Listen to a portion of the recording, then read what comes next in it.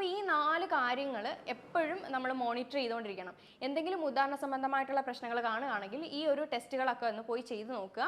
അപ്പോൾ മിക്കുള്ള ആളുകളിലും ഇതൊക്കെ തന്നെയാണ് പ്രശ്നം.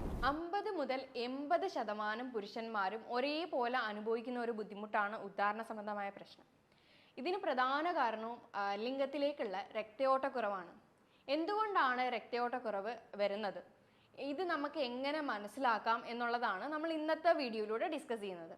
എൻ്റെ പേര് doctor Sandra Ajith, medical officer, Prana nature care centre, കൊല്ലം.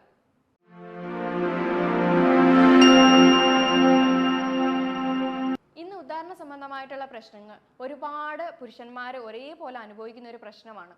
ഇതിനകത്ത് തന്നെ ലിംഗം ഉദ്ധരിക്കാത്തതോ അതല്ലെങ്കിൽ അത് ലാസ്റ്റ് ചെയ്യാത്തതോ ഉള്ള അവസ്ഥയാണ് ഉദാഹരണക്കുറവ് എന്ന് പറയുന്നത്. അപ്പോൾ ഇങ്ങനെയുള്ള ഒരു സിറ്റുവേഷൻ ഒരുപാട് ആളുകൾ ഇന്ന് ഒരേപോലെ അനുഭവിക്കുന്നുണ്ട്. അത് അവരെ ഫിസിക്കലി ആണെങ്കിലും മെൻ്റലി ആണെങ്കിലും ഒരുപാട് തന്നെ ബുദ്ധിമുട്ടിക്കുന്നുണ്ട്. ഇവർക്കൊന്ന് പറഞ്ഞ് ട്രീറ്റ്മെൻറ്റ് എടുക്കാനോ സ്വന്തം പാർട്ട്ണറിനോട് പോലും പറയാനായിട്ടുള്ള ഒരു ബുദ്ധിമുട്ടാണ് ഈ ഉദാഹരണക്കുറവെന്ന് പറയുന്നത്. അപ്പോൾ അവർക്കതൊരു ഫാമിലി ലൈഫിൽ തന്നെ അവർക്കത് ബാധിക്കുകയും മറ്റുള്ള രീതിയിലേക്കുള്ള പ്രശ്നങ്ങൾ അത് ഉണ്ടാകുകയും ചെയ്യുന്നുണ്ട്. അപ്പോൾ ഇതിനുള്ള ഒരു റീസൺ എന്ന് പറയുന്നത് തന്നെ ലിംഗത്തിലേക്കുള്ള രക്തയോട്ടക്കുറവാണ്. അപ്പോൾ അത് എങ്ങനെയൊക്കെ ഉള്ള കാര്യങ്ങൾ കൊണ്ടാണ് അത് ഉണ്ടാകുന്നത് എന്നുള്ളത് നോക്കാം. അതുപോലെ തന്നെ നമുക്ക് നോക്കിയാൽ തന്നെ അറിയാം, നമ്മൾ ഈ ഒരു ഉദാഹരണ സംബന്ധമായിട്ടുള്ള പ്രശ്നങ്ങൾ വരുമ്പോൾ തന്നെ നമ്മൾ ആദ്യം ചെയ്യാനായിട്ട് കുറച്ച് ടെസ്റ്റുകൾ പറയും. അതിനകത്തുള്ളതാണ് ഒന്നാമത്തത് ഡയബറ്റിക് ഉള്ള 80% ആളുകൾക്കും ഈ പറയുന്ന ഉദാഹരണ സംബന്ധമായിട്ടുള്ള പ്രശ്നങ്ങൾ കാണുന്നുണ്ട്. അതുപോലെ മറ്റൊന്നാണ് എന്തെങ്കിലും തരത്തിലുള്ള ലിവർ ഡിസീസ് ഉണ്ടോ, അതേപോലെ യൂറിക് ആസിഡ് അധികമായിട്ട് നിന്നിട്ടുണ്ടെങ്കിലും ഈ പറയുന്ന ഉദാഹരണ സംബന്ധമായിട്ടുള്ള പ്രശ്നങ്ങൾ വരുന്നുണ്ട്. അതേപോലെ കൊളസ്ട്രോൾ അധികമായിട്ട് വരുന്ന ആളുകളുണ്ടെങ്കിലും അവർക്കും ഉദാഹരണ സംബന്ധമായിട്ടുള്ള പ്രശ്നങ്ങൾ കാണുന്നുണ്ട്. അതേപോലെ തന്നെയാണ് BP കൂടുതലുള്ള പേഷ്യൻസിലും. അപ്പോൾ ഈ 4 കാര്യങ്ങൾ എപ്പോഴും നമ്മൾ മോണിറ്റർ ചെയ്തുകൊണ്ടിരിക്കണം. എന്തെങ്കിലും ഉദാഹരണ സംബന്ധമായിട്ടുള്ള പ്രശ്നങ്ങൾ കാണുകയാണെങ്കിൽ ഈ ഒരു ടെസ്റ്റുകളൊക്കെ ഒന്ന് പോയി ചെയ്ത് നോക്കുക. അപ്പോൾ മിക്കുള്ള ആളുകളിലും ഇതൊക്കെ തന്നെയാണ് പ്രശ്നം. ഒന്നെങ്കിൽ ഒരാൾക്ക് ഡയബറ്റിക് ആയിരിക്കും, ചില ആളുകൾക്ക് അത് യൂറിക് ആസിഡിൻ്റെ പ്രശ്നം കൊണ്ടായിരിക്കും. അപ്പോൾ ഇതൊക്കെ മെയിനായിട്ട് അവിടെ ഉദ്ദേശം എന്ന് പറയുമ്പോൾ തന്നെ ഇത് ബ്ലഡ് ഫ്ലോ കൃത്യമായിട്ട് പോകുന്നില്ല, അവിടെ ബ്ലോക്കുകൾ ഉണ്ടാക്കുന്നത്. അപ്പോൾ അങ്ങനെ വരുമ്പോഴാണ് ലിംഗത്തിലേക്കുള്ള രക്തയോട്ടം കുറയുന്നതും അവിടെ ഉദാഹരണ പ്രശ്നം ഉണ്ടാകുന്നതും. ഇപ്പോൾ ഈ ഡയബറ്റിക്കിൻ്റെ കേസ് തന്നെ എടുത്തു കഴിഞ്ഞാൽ ആദ്യം തന്നെ നമ്മൾ ചെക്ക് ചെയ്യേണ്ടത് HbA1c എന്ന് പറയുന്നൊരു ടെസ്റ്റാണ്. അതായത് ലാസ്റ്റ് ഒരു 3 മാസത്തെ ബ്ലഡിൽ ഷുഗറിൻ്റെ ആവറേജ് വാല്യൂ ആണ് നമ്മൾ ഇതിനകത്ത് നോക്കുന്നത്. അപ്പോൾ എന്തുകൊണ്ടാണ് അത് ചെക്ക് ചെയ്യാൻ പറയുന്നതെന്ന് വെച്ച് കഴിഞ്ഞാൽ ഈ ഡയബറ്റിക് എന്ന് പറയുന്ന ഒരു ഇഷ്യൂ വന്നിട്ടുണ്ടെങ്കിൽ നമ്മുടെ ഈ ഓരോ രക്തക്കുഴലിൻ്റെ ഉള്ളിലും ഓരോ എൻഡോത്തീലിയം എന്ന് പറയുന്ന ഒരു ലെയർ ഉണ്ട്. അപ്പോൾ അത് ഡാമേജ് ആയിട്ട് അവിടെ നിന്നൊരു നൈട്രിക് ഓക്സൈഡ് എന്ന് പറയുന്ന ഒരു കോമ്പൗണ്ടാണ് സാധാരണ ഈ ഉദാഹരണത്തിനൊക്കെ ഹെൽപ്പ് ചെയ്യുന്നത്. അപ്പോൾ അതിൻ്റെ പ്രൊഡക്ഷൻ അവിടെ കുറയുകയാണ് ചെയ്യുന്നത്. അപ്പോൾ ഇതവിടെ എൻഡോത്തീലിയത്തിൻ്റെ ലെയർ ഡാമേജ് ആയി കഴിയുമ്പോഴത്തേക്കും ഈ പറയുന്ന നൈട്രിക് ഓക്സൈഡിൻ്റെ പ്രൊഡക്ഷൻ കുറയുകയും ബ്ലഡ് ഫ്ലോ കൃത്യമായിട്ട് ലിംഗത്തിലേക്ക് പോകാതിരിക്കുകയും അവിടെ അങ്ങനെ പറയുന്ന ഉദാഹരണ പ്രശ്നം വരികയും ചെയ്യുന്നുണ്ട്. അതേപോലെ തന്നെയാണ് കൊളസ്ട്രോളിൻ്റെ കാര്യമാണെങ്കിലും. കൊളസ്ട്രോൾ ആണെങ്കിലും നമ്മൾ ഈ ലിപ്പിഡ് പ്രൊഫൈൽ നോക്കുമ്പോൾ ടോട്ടൽ കൊളസ്ട്രോളിൻ്റെ കാര്യം, അതേപോലെ ലിവർ ഫംഗ്ഷൻ ടെസ്റ്റും കാര്യങ്ങളും ഒക്കെ തന്നെ നമ്മൾ നോക്കണം. പിന്നെ മറ്റൊരു ടെസ്റ്റാണ് യൂറിക് ആസിഡിൻ്റെ ടെസ്റ്റ്. അതായത് കിഡ്നി ഫംഗ്ഷൻ ടെസ്റ്റ് മൊത്തത്തിൽ എടുക്കുകയാണെങ്കിൽ ക്രിയാറ്റിൻ്റെ അളവും യൂറിക് ആസിഡിൻ്റെ അളവും ഒക്കെ ഒന്ന് നോക്കുക. അപ്പോൾ ഇതും നമ്മുടെ ബ്ലഡ് ഫ്ലോ റിലേറ്റഡ് ആയിട്ട് തന്നെയാണ്. അതും അവിടെ ഡാമേജ് വരുമ്പോഴാണ്, അതായത് അവിടെ ബ്ലോക്ക് വരുമ്പോഴത്തേക്കും ലിംഗത്തിലേക്ക് കൃത്യമായിട്ടുള്ള ബ്ലഡ് ഫ്ലോ പോവുകയും ചെയ്യില്ല.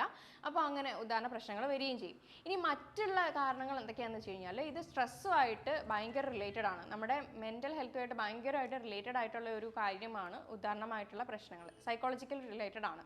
അപ്പം അങ്ങനെ ഒരു തോട്ട് ഉള്ളിലുണ്ട്. അതേപോലെ ഇങ്ങനെ ഉദാഹരണം കിട്ടില്ല എന്ന് പറഞ്ഞ് നിൽക്കുന്നവർക്കാണെങ്കിൽ ഉറപ്പായിട്ടും ഉദാഹരണം കിട്ടില്ല. കാരണം ആ ഒരു മെൻ്റൽ തോട്ടിലൂടെ പോവുകയാണെങ്കിൽ ഉറപ്പായിട്ടും ഉദാഹരണ ശേഷി കുറയുക തന്നെ ചെയ്യും. അതേപോലെ പല പോഷകങ്ങളുടെ കുറവ്, മെയിനായിട്ടും അവിടെ സപ്ലൈ ചെയ്യുന്ന നെർവ്സിൻ്റെ ഹെൽത്ത് കൃത്യമായിട്ട് വരില്ല എന്നുണ്ടെങ്കിലും ഉദാഹരണ പ്രശ്നം വരുന്നുണ്ട്. അതായത് വൈറ്റമിൻ B12ൻ്റെയൊക്കെ കുറവ് മൂലം ഉദാഹരണ പ്രശ്നം വരുന്നുണ്ട്. ഇനി ചില മെഡിക്കേഷൻസിൻ്റെ അമിതമായിട്ടുള്ള ഉപയോഗം മൂലം, അതായത് BP-യുടെ അധികമായിട്ട് മെഡിസിൻ കഴിക്കുന്നവർക്ക്, അല്ലെങ്കിൽ ഡിപ്രഷൻ മെഡിസിൻ കഴിക്കുന്നവർക്ക്, ഇനി അതല്ലെങ്കിൽ ക്യാൻസറിൻ്റെ മെഡിക്കേഷൻസ് അങ്ങനെയൊക്കെ എടുക്കുന്നവർക്കും ഉദാഹരണ ശേഷി കുറയുന്നുണ്ട്. അതേപോലെ തന്നെ ഹോർമോണൽ ചേഞ്ചസ് വരികയാണെങ്കിൽ ഉദാഹരണശേഷി കുറയുന്നുണ്ട്. അതായത് മെയിൽ ഹോർമോൺ ആയിട്ടുള്ള ടെസ്റ്റോസ്റ്റിറോണിൻ്റെ അളവ് ശരീരത്ത് കുറവാണെങ്കിൽ ഉദാഹരണശേഷി വരുന്നുണ്ട്. അതേപോലെ അധികമായിട്ട് ആൽക്കഹോള്, സ്മോക്കിംഗ് ഒക്കെ ചെയ്യുന്ന ആളുകളിൽ, അതേപോലെ സ്ട്രെസ് അധികമായിട്ട് അനുഭവിക്കുന്ന ആളുകളിൽ. അതേപോലെ തന്നെ ഒരു ഫാക്ടറാണ് അമിതവണ്ണം. അമിതവണ്ണം ഇപ്പോൾ നമ്മൾ ആ ഒരു വെയിറ്റ് മാനേജ് ചെയ്യാതെ അധികമായിട്ട് ഭക്ഷണം എടുക്കുകയോ അല്ലെങ്കിൽ ഹോർമോണൽ ഇംബാലൻസിലോ ഒക്കെ തന്നെ അമിതവണ്ണം വരാറുണ്ട്. അപ്പോൾ അങ്ങനെയുള്ള ആളുകൾക്കും ഉദാഹരണശേഷി കുറവായിട്ട് കാണിക്കുന്നുണ്ട്. അപ്പം ബ്ലഡിൻ്റെ സർക്കുലേഷൻ കുറയുന്നതുകൊണ്ട് മാത്രമല്ല, മറ്റുള്ള കുറച്ച് കാര്യങ്ങളിലൂടെ ഈ ഉദാഹരണശേഷി കുറയാനായിട്ട് കാരണങ്ങളാണ്. അപ്പോൾ ഇത് സ്ട്രെസ് റിലേറ്റഡ് അല്ലെങ്കിൽ മെൻ്റലി നമ്മുടെ ആ ഒരു റിലേറ്റഡ് ആണ്, സൈക്കോളജിക്കലി റിലേറ്റഡ് ആണെന്നുണ്ടെങ്കിൽ നമുക്ക് അതിന് വേണ്ടുന്ന ട്രീറ്റ്മെൻറ്റും കാര്യങ്ങളും എടുക്കാവുന്നതാണ്. ഇപ്പോൾ എന്താണ് ഇതിൻ്റെ മെയിൻ ആയിട്ടുള്ള റീസൺ എന്ന് ആദ്യം കണ്ടുപിടിക്കുക. കണ്ടുപിടിച്ചതിന് ശേഷം മാത്രം ട്രീറ്റ്മെൻറ്റ് എടുക്കുക. അങ്ങനെയാണെങ്കിൽ നമുക്കിത് തുടക്കത്തിൽ തന്നെ കണ്ടുപിടിച്ച് കഴിഞ്ഞാൽ അതിൻ്റെ ഒരു ട്രീറ്റ്മെൻറ്റും കാര്യങ്ങളൊക്കെ പോയി കഴിഞ്ഞാൽ കൃത്യമായിട്ട് നമുക്കത് പഴയ രീതിയിലേക്ക് തന്നെ കൊണ്ടുവരാനായിട്ട് കഴിയും.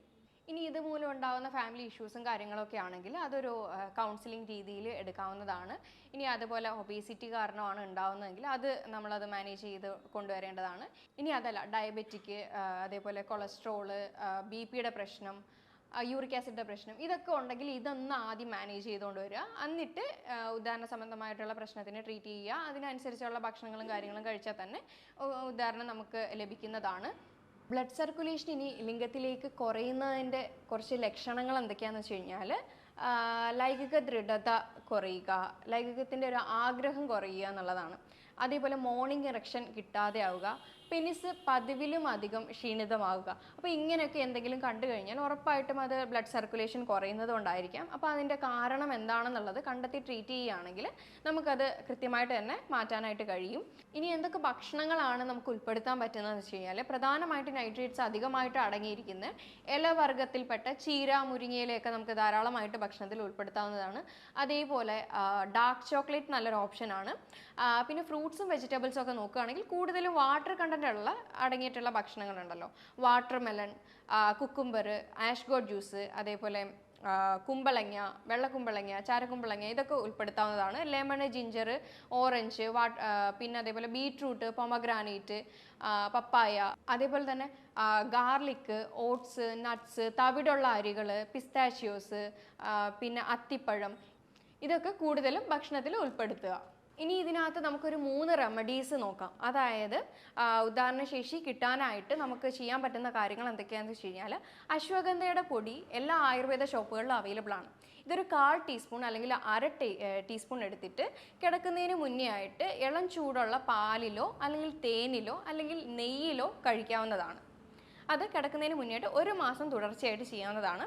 ഇനി അതല്ല, വൈറ്റ് ഗോൾഡ് എന്നറിയപ്പെടുന്ന സേഫ്ഡ് മ്യൂസ്ലി, ഇതും കിടക്കുന്നതിന് മുന്നേ ആയിട്ട് ഇളം ചൂട് പാലിനകത്ത് കുറച്ച് എടുത്തിട്ട് ഉപയോഗിക്കാവുന്നതാണ്.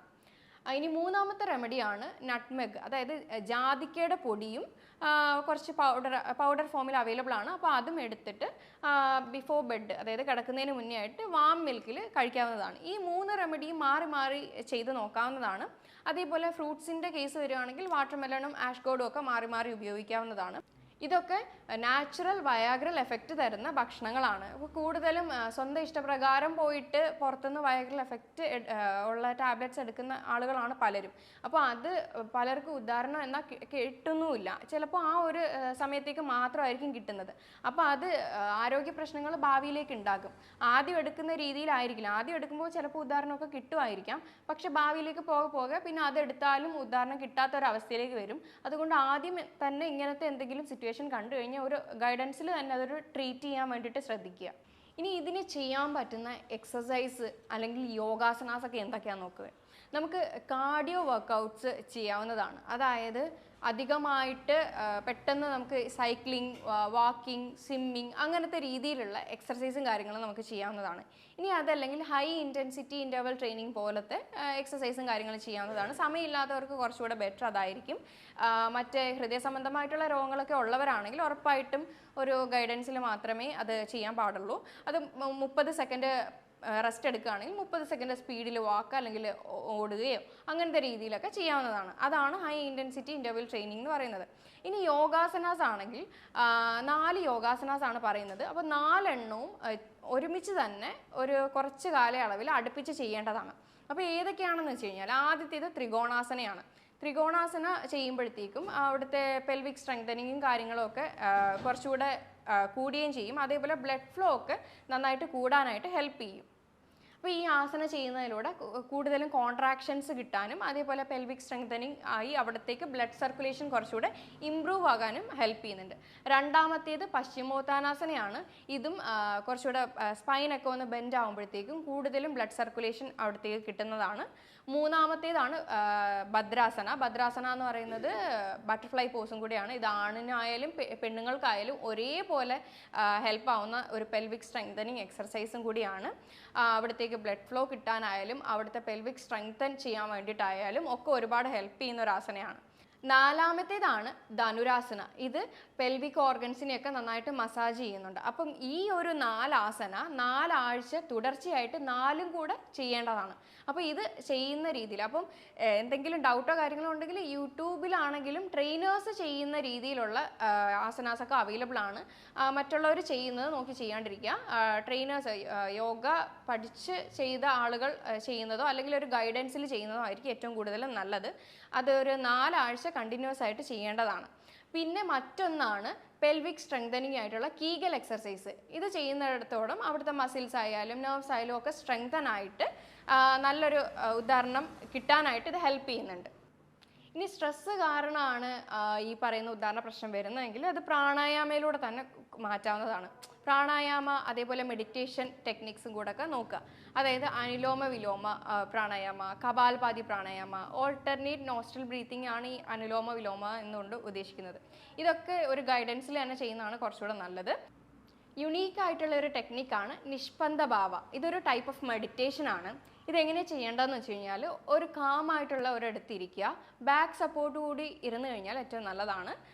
കണ്ണടച്ച് സ്വസ്ഥമായിട്ടൊരു സ്ഥലത്തേക്ക് ഇരിക്കുക. മറ്റുള്ള ഫീലിങ്സോ ഇമോഷൻസോ ഒന്നും പാടില്ല. ചുറ്റിനുള്ള സൗണ്ട് മാത്രം ശ്രദ്ധിക്കുക. ഇത് കുറച്ച് നേരം അങ്ങനെ ചെയ്തുകൊണ്ടിരിക്കുമ്പോൾ തന്നെ നമ്മുടെ നെർവസ് സിസ്റ്റം, അതായത് നാഡീവ്യവസ്ഥ ഒന്ന് നോർമൽ ആകാനും ഓട്ടോമാറ്റിക്കലി അതൊന്ന് കറക്റ്റ് ആകാനും ഇത് ഹെൽപ്പ് ചെയ്യുന്നുണ്ട്. അപ്പോൾ ഈ ഒരു ടെക്നിക്ക് ചെയ്യുന്നതിലൂടെ ഒരുപാട് നമുക്ക് മാറ്റങ്ങൾ കണ്ടുവരുന്നുണ്ട്. അപ്പോൾ ഇതും നമുക്ക് വീട്ടിൽ തന്നെ ട്രൈ ചെയ്യാവുന്നതാണ്. അതേപോലെ കൃത്യമായിട്ടുള്ള എക്സർസൈസും കൃത്യമായിട്ടുള്ള ഒരു ഡയറ്റും സപ്ലിമെൻ്റ് ആവശ്യമാണെങ്കിൽ അതും കൂടെ എടുത്തു കഴിഞ്ഞാൽ നമുക്ക് ഈ ഒരു പ്രശ്നം തുടക്കത്തിൽ തന്നെ കണ്ടുപിടിച്ചാൽ അത് മാറ്റാവുന്നതേ ഉള്ളൂ. ട്രീറ്റ്മെൻറ്റ് പിന്നെ എടുക്കുന്ന സമയത്ത് ട്രീറ്റ്മെൻറ്റ് വേണ്ട രീതിയിൽ തന്നെ എടുക്കുക. ഒരു ഗൈഡൻസിൻ്റെ അണ്ടറിൽ തന്നെ എടുക്കാൻ നോക്കുക. പിന്നെ എന്തെങ്കിലും മറ്റേ സ്ട്രെസ് റിലേറ്റഡ് ഒക്കെ ആണെങ്കിൽ നമുക്ക് ഈ പറയുന്ന മെഡിറ്റേഷനും കാര്യങ്ങളൊക്കെ കൊണ്ട് തന്നെ നമുക്ക് നോർമലാക്കാൻ കഴിയും. അതുപോലെ തന്നെ ഇൻ്റർമീഡിയറ്റ് ഫാസ്റ്റിംഗ് ഇതിനെ ഒരുപാട് തരത്തിൽ ഹെൽപ്പ് ചെയ്യുന്നുണ്ട്. അത് പല രീതിയിൽ പല ആളുകൾക്ക് ഡിഫറെൻ്റ് ആണ്. എല്ലാവർക്കും ഒരേ രീതിയിലായിരിക്കില്ല ഇൻ്റർമീഡിയറ്റ് ഫാസ്റ്റിങ്ങിൻ്റെ ടൈമും കാര്യങ്ങളൊക്കെ പറയുന്നത്. അപ്പോൾ അതും കൂടെ ഒരു ഗൈഡൻസിൽ തന്നെ എടുക്കാനായിട്ട് നോക്കുക. പിന്നെ ഒരുപാട് തരത്തിലുള്ള ഷുഗറി ഐറ്റംസും കാര്യങ്ങളൊക്കെ ഒന്ന് അവോയ്ഡ് ചെയ്യുക. അതായത് പുറത്തുനിന്നുള്ള ഒരുപാട് ഫ്രൈഡ് ജങ്ക് ഐറ്റംസും കാര്യങ്ങളൊക്കെയും അവോയ്ഡ് ചെയ്തുകൊണ്ട് തന്നെ ഒരു ട്രീറ്റ്മെൻറ്റ് പ്രൊസീജിയറിലേക്ക് തന്നെ വരിക. അപ്പോൾ നമുക്ക് ഈ പറഞ്ഞ കാര്യങ്ങളിൽ എന്തെങ്കിലും ഡൗട്ട് ഉണ്ടെങ്കിൽ താഴെ തന്നിരിക്കുന്ന നമ്പറിൽ കോൺടാക്ട് ചെയ്യാവുന്നതാണ്. ഇനി മറ്റൊരു ഹെൽത്ത് ടോപ്പിക്കുമായിട്ട് വീണ്ടും കാണാം. Thank you.